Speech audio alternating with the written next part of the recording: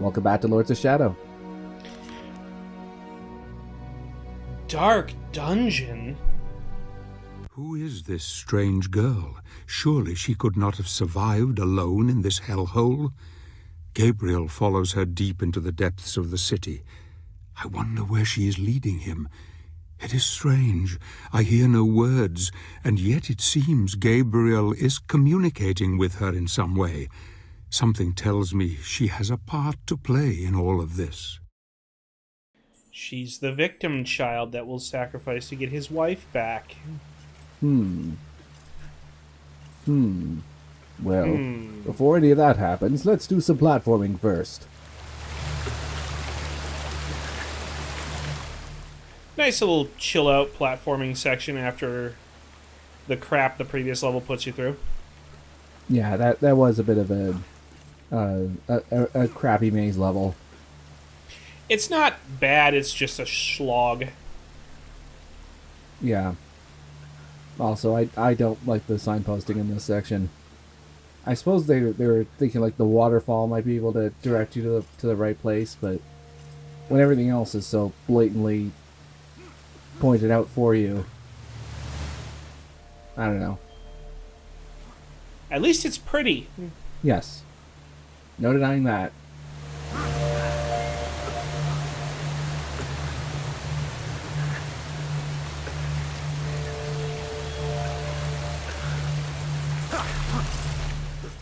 This is also the first time that it really expects you to do some really complicated things with the grappling.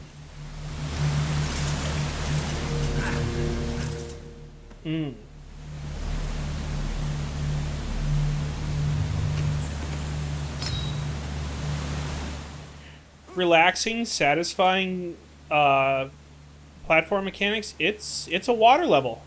It's very cool. Well, it's going to turn into a cave level pretty soon. Uh-oh.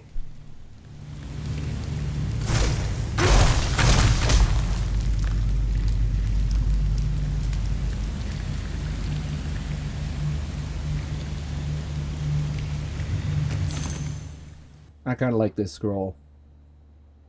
So they sent out this this escort party ahead, and one guy had a shadow gem. Apparently, shadow gems in the lore kind of corrupt you and screw with your mind. But this guy feels lonely and he wishes his friends were back. Damn it, Stefano. On the upside, he hasn't discovered that pressing A makes him jump yet. No.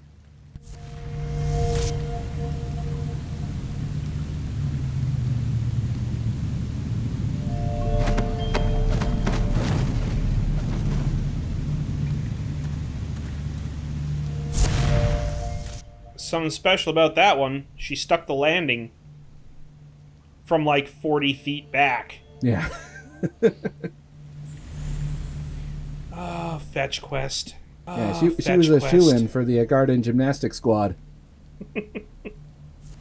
Well, we have 2 keys. There is no alternate path here. There's a completely linear path to get these 2 keys, unfortunately.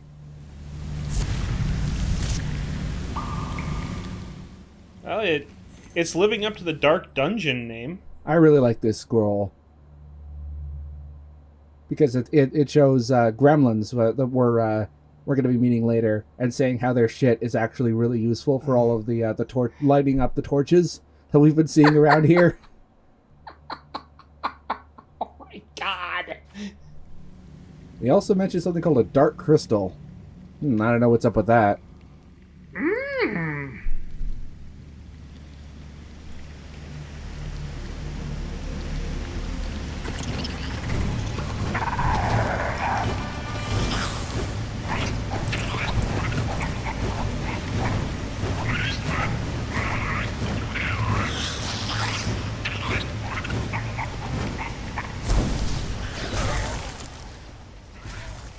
So here I'm using the shadow magic to power my daggers. I was actually a little incorrect earlier.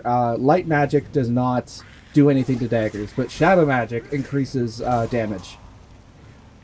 Alright, And so... in fact, there are different weaknesses. There are different weakness properties to shadow magic daggers versus regular daggers.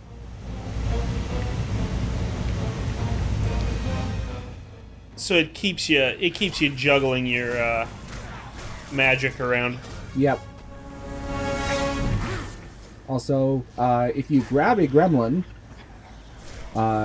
he just turns into a living bomb. You can either wait for him to run around until he explodes, or you could just whack him with the combat cross and blow him up instantly. I kind of like that. So when you perforate their colons, they become a firebomb. They become a literal pain in the ass, yes. Love it. Oh, I guess that was Stefano. He had a shadow magic gem on him. Stefano, I will become more powerful than you could possibly imagine.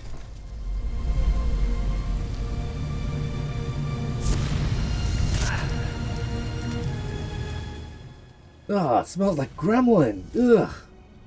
Ugh. Okay, so here's something I haven't really shown off until now. It will become clear once we investigate this door and trigger the next fight. There are actually multiple throw animations for enemies, and it depends on whether or not you stand still when you're pressing the button or tilt the analog stick when you press the QTE. And the throws have different properties. So with the gremlins, for instance, we can throw the gremlin in a direction determined by the analog stick, and if he runs into another enemy, he does extra damage. Oh. So basically, yeah, it takes that bomb property from before, and plays around with it a little bit. Whereas before, the neutral throw, as I call it, he'll just run around and just run around on his own until he explodes. Whereas you can make a more precision bomb with the tilt throw. I'm treating this like it's Smash Brothers or something. Yeah, Gabriel's L tilt game is very very good. Well, once he understands wave dashing, it's all over. Look at that! I actually put the spider into its stun status with the tilt throw. I thought that was pretty cool. Really satisfying combat in this.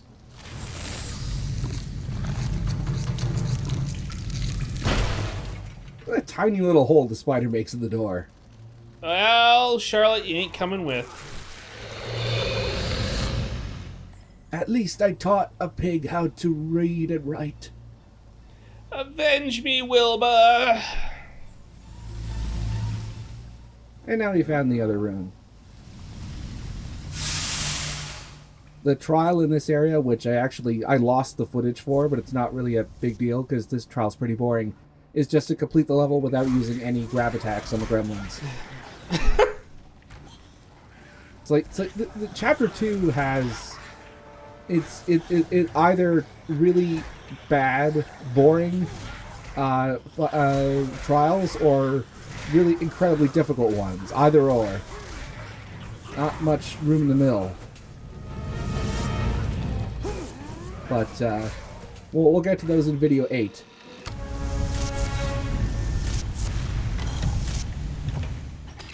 I just want to say that last night's death was lazy. The health fountain was right there. Yeah. Well, he was a pro gamer. He refused to use the health fonts. Look what happened to him. He died. No, he died. I don't know why I struggled so much with that. So this next collectible is actually pretty sneaky. But in a good way, not like that other stupid collectible from last time. I actually misjudged the perspective on this angle here. I thought I could drop down for that, but it was just off. It was just off. You actually have to jump over to the other platform here and then drop down. Almost everyone misses this one on their first playthrough. I did. Aha.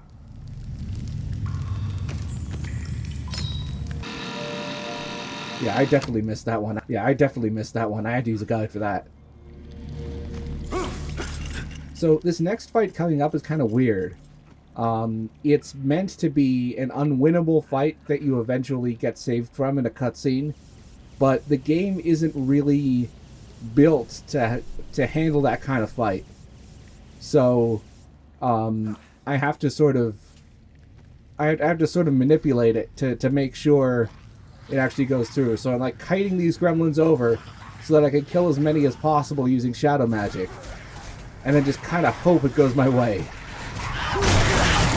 Like you saw the XP number change as I grappled over, and that's because it took a couple of takes to get this right, because I kept dying. Because this fight is actually pretty hard, just because it's not scripted very well.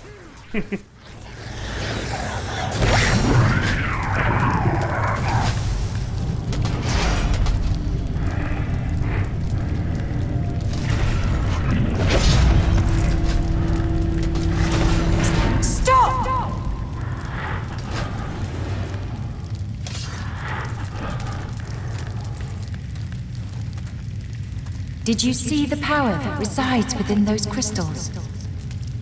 The crystals can be really useful in combat. You can find crystal shards scattered all over the place. I often go in search of them. How can I hear your voice? I'm not moving my lips. I have the gift. I can also read minds. Who are you? My name is Claudia, and he is my protector. He looks after me. In return, I catch evil souls so that he can absorb their energy. Without it, he will stop working. But there's something different about you. You seem good somehow, so we won't kill you. I'm relieved to hear it. It's okay. Let me read your thoughts. No! What is it? What's wrong?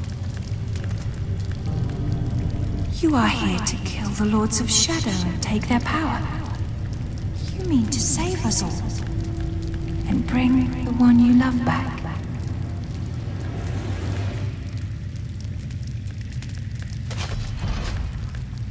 I am not afraid. We are coming with you. You won't make it on your own. No, Claudia. I must do this alone. I know the way. You don't. You need me. You need him. Very well.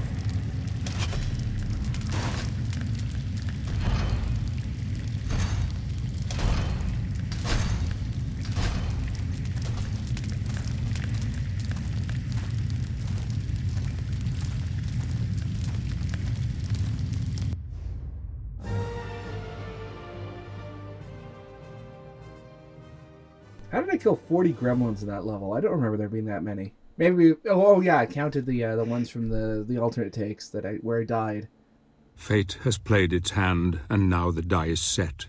I knew this child would play her part somehow, and it seems Gabriel has real help at last.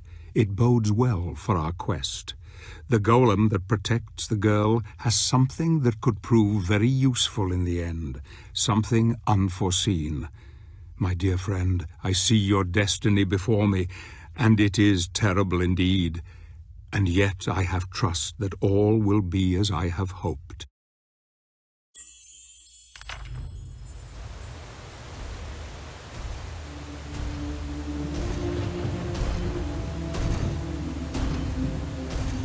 For thousands of years, this city overflowed with life. It was a sanctuary of magic, wisdom, and harmony. These people were the ones that created the crystals, which you've already seen. They didn't need armies for protection. Their powers were enough to thwart any threat. That is, until the Lycans came. Then the balance changed. Trolls, goblins, gremlins, creatures of nightmare besieged the city endlessly day and night. Most fled. Others used their remaining powers to create huge titans to fight against the invaders. The battle lasted centuries until there was no stone left standing. No one left. Those that did not die in battle were captured and devoured. My father was one of the last. He hid me. He created the Black Knight to be my protector. We have been running ever since. The Titans outlived their creators and stayed here fighting against an enemy that outnumbered them until even they were defeated. All except one. Behind those doors awaits the last of those Titans.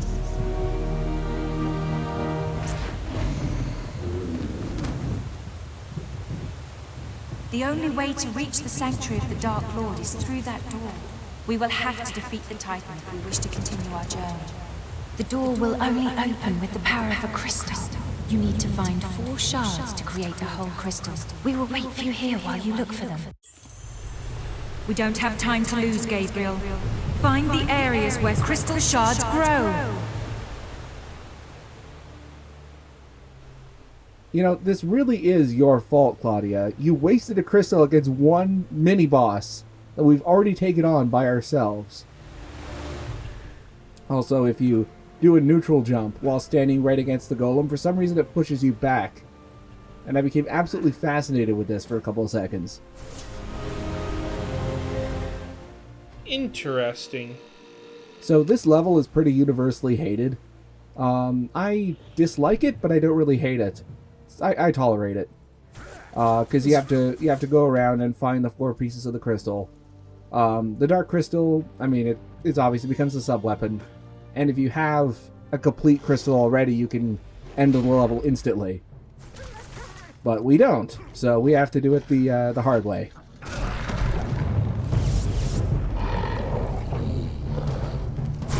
Here, puppers! Here, puppers!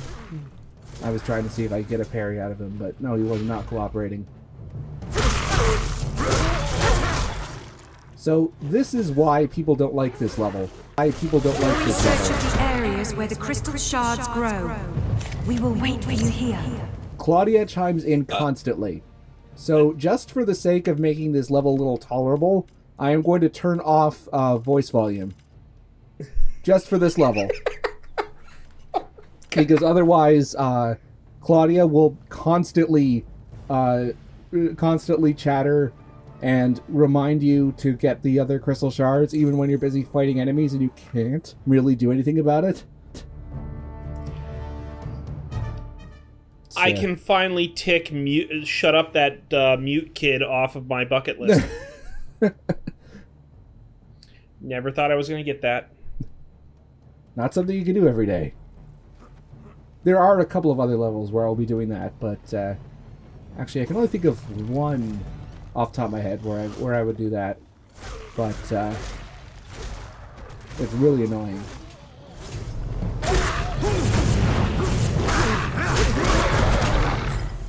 One level in, I think, Chapter 10.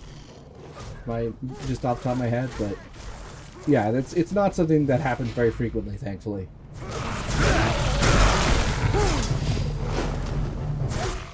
So the game is also introducing you not just to the idea of the dark crystals, but also of the refill supplies, kind of like the refill bags, but instead it only gives you a quarter of the crystal, because the dark crystal is extremely powerful, as we saw in that earlier cutscene.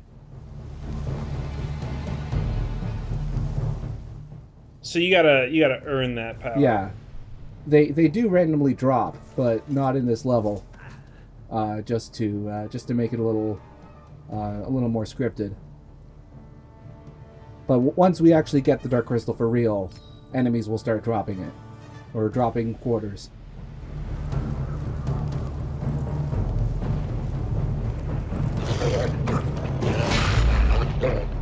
That parry is just so satisfying when you can nail it. It's all in the sound design. It's all in the sound design.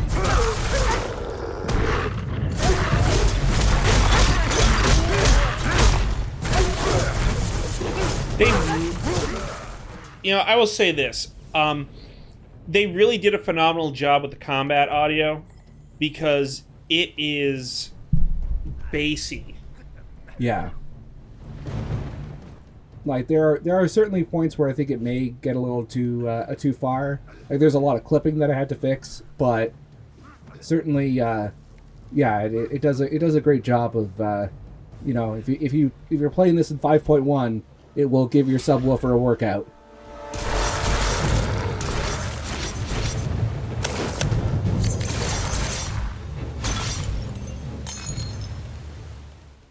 Now, imagine Claudia is actually saying all this in that reverb. Hey, remember, we still need 3 more crystals. No, Two more. now we need 2 more. Two more. Okay, you had 3, now it's 2. We're getting another upgrade. We gotta come back to this. And also, while we're up here, there's another shadow magic gem, as well as a refill for our daggers. I was deliberately using a lot of daggers in that fight because I knew there was another refill bag up here.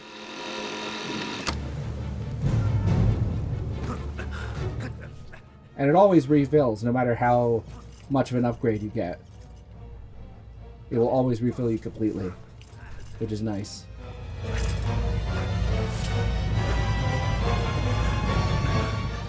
So this bit of platforming up here is a little weird. It kind of drops you down.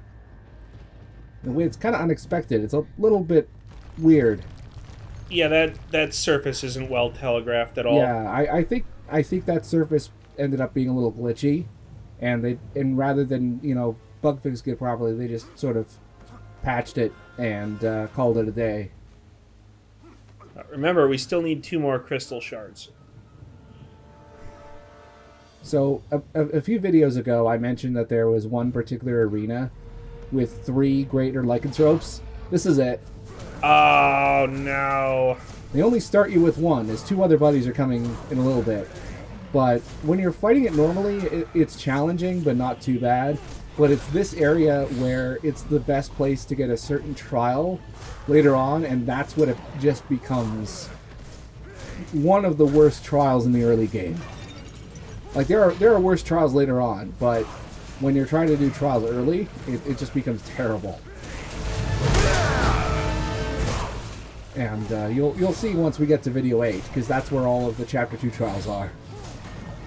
Well, almost all of them. You'll see what I mean later. But, yeah. They seem to corner you pretty fast. Yeah. Basically, the only bit of respite you can get is during these finishing moves, because that's the only time you're actually invincible. Nice of them to back off for it, too. Yeah. I think that was a bit of an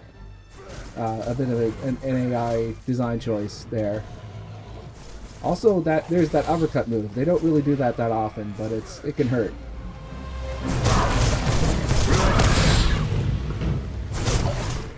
Yeah, Claudia will annoy you in the middle of this fight, telling you that you still need shards. We need 2 more crystal shards. Yeah, I'm a little busy here, Claudia. Thanks.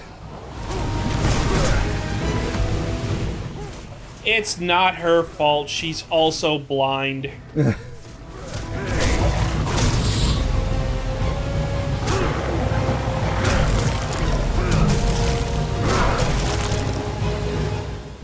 Well, nice of that other greater lycanthrope for trying to censor that first half of the finishing move. I guess he was protecting his other buddy's dignity.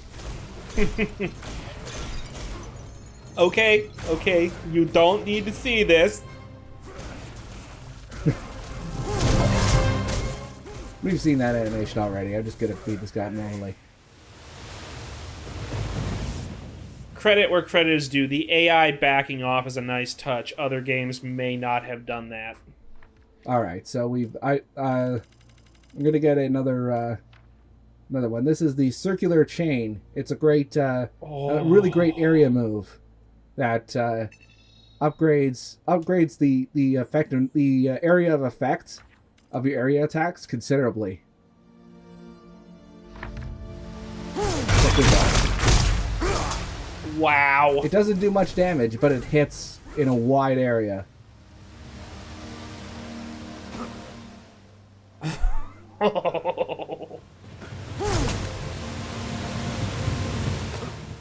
I do enjoy a game with nice, visceral, weighty, meaty combat to it. Yeah, even on the stuff that doesn't do that much damage, relatively speaking. Excellent. Just one more. Remember, we need one more crystal shard. Gabriel, we need one more crystal shard.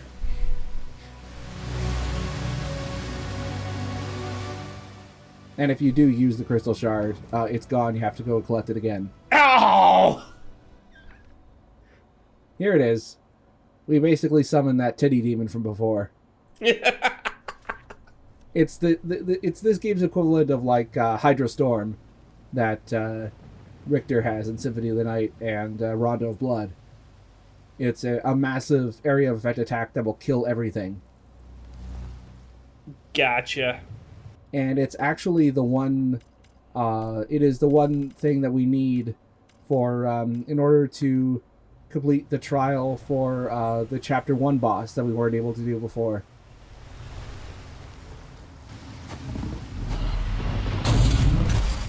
If you remember, we skipped that. Oh yeah. Yep.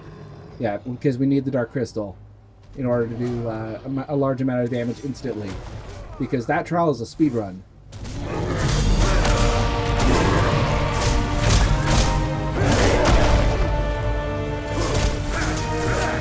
I also realized Come on, buddy, just go down. I also realized I haven't actually recorded yet the dialogue that Claudia has if you waste the Dark Crystal, which is actually kind of funny. She chides you out for being an idiot. It's something the equivalent of like, what the hell are you doing? Now you have to go back and collect this all over again, you asshole. So there definitely is some sort of change to the big troll's pattern when his eyes start to glow red. I haven't quite figured out what it is. I think it's that he becomes less defensive and starts attacking more and starts charging, but I don't know for sure. Is that a health trigger? It's when he's down in hit points, right? Yeah, it's like a second phase.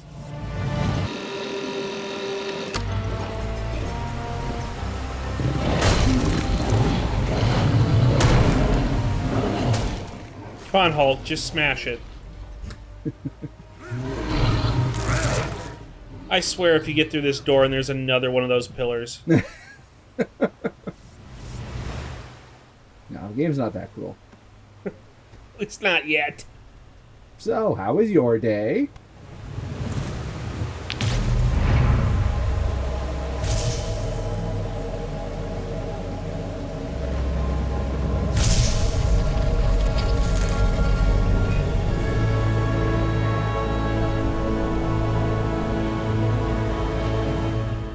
So there's a puzzle to be solved in this next room, and the first step for it may seem a little counterintuitive, but we'll cross that bridge when we come to it in a second. Behind that big door, the Titan awaits you. Okay, so I got statues holding mirrors. Okay, which Titan though? Are we talking about Wycheck or Dyson?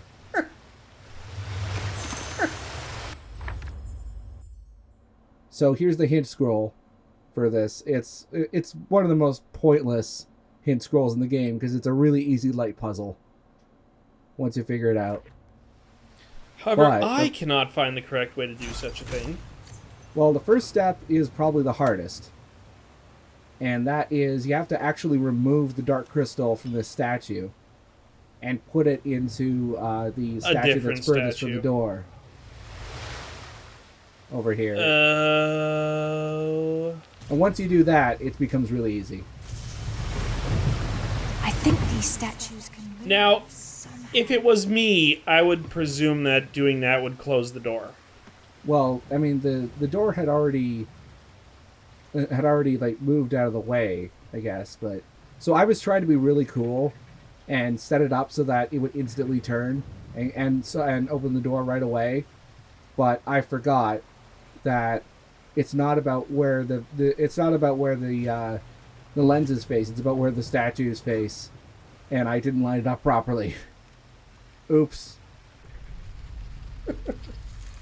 Oh. Hey, it's that stock sound again. Puzzle solved. Good work, Gabriel.